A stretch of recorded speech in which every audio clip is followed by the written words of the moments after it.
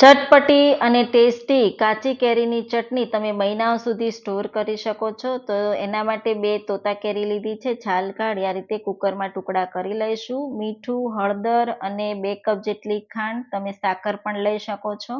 2 cup જેટલી કેરી અને 2 cup જેટલી ખાંડ અને અડધો કપ જેટલું પાણી ઉમેરી 3 વિસલ કરી લઈશું. હવે ચટણીનો ચટપટો મસાલો કરવા માટે સૂકા ધાણા, જીરું, વરિયાળી, મેથીના દાણા, પીળી રાઈ અને મરીના દાણા લીધા છે અને ડ્રાય રોસ્ટ કરી લઈશું. સુગંધ આવે ત્યાં સુધી આપણે રોસ્ટ કરવાનું છે. થોડા તજના ટુકડા ઉમેરી આપણે શેકી લઈશું. ઠંડુ થાય પછી મિક્સિંગ જારમાં ઉમેરી આ રીતનો પાવડર રેડી કરી દઈશું.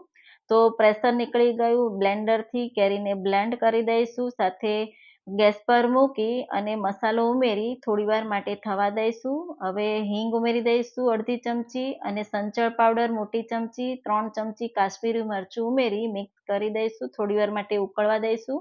ઠંડુ થાય પછી બરણીમાં ભરી આ રીતે તમે પરાઠા ઉપર લગાવી સુપર